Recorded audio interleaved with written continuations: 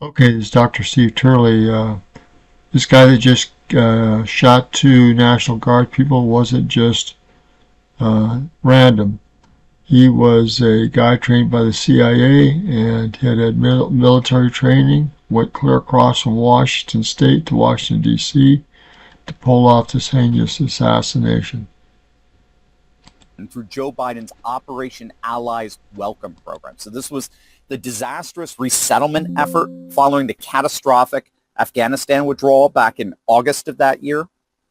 But as it turns out, this wasn't just some random refugee. This guy reportedly worked directly with the CIA. He served in what's called Unit 03 of the Kandahar Strike Force. It was a CIA-backed military unit, informally known as Scorpion Forces.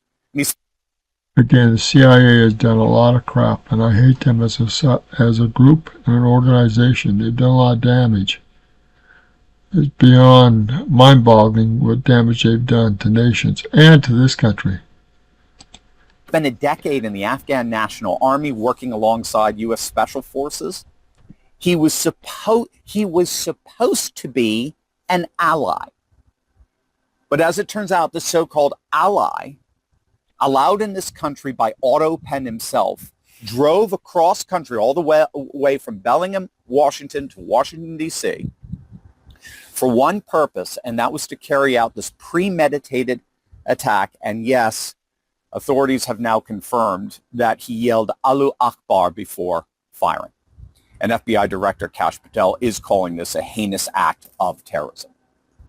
Now, within hours after Sarah's death, President Trump issued what may be the single most important, significant statement of his presidency. And it was absolutely breathtaking. You may have already seen it. It's a very long post on Truth Social. I mean, it's all over the place now. It's on X, you name it.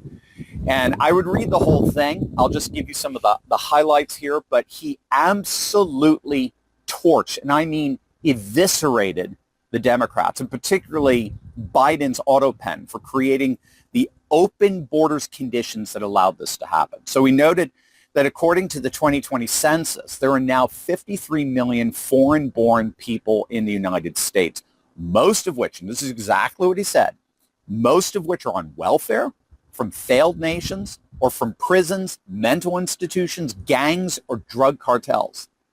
They and their children are supported through massive payments from patriotic American citizens because of their beautiful hearts, don't want to openly complain or cause trouble in any way, shape, or form.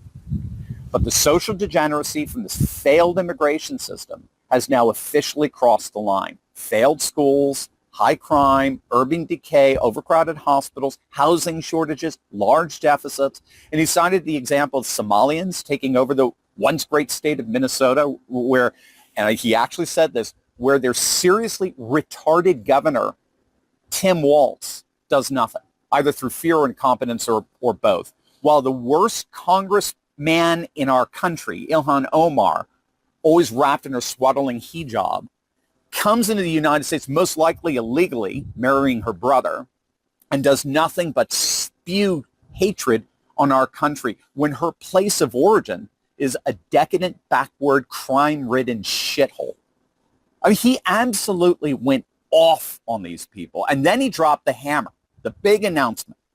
I hereby will permanently pause all migration from all third world countries and remove anyone who's not a net asset to the United States or is incapable of loving our country. I will hereby end all federal benefits and subsidies to non-citizens of our country, Wow. denaturalize migrants who undermine domestic tranquility, and deport any foreign national who's a public charge, security risk, or non-compatible with Western civilization. Only reverse migration can solve this. Did you hear that? Only reverse migration can fully cure this situation. And that is exactly the course that we will embark on every single day for the next 3 years. It was an absolutely astonishing response. And perhaps most astonishing of all was the total lack of response from any major Democrat. One commentator pointed out that a few years ago, or certainly around 2017, every Democrat on the planet would be on Twitter right now condemning President Trump's announcement. They'd be calling it racist and xenophobic, the epitome of bigotry. But now, today, crickets, nothing.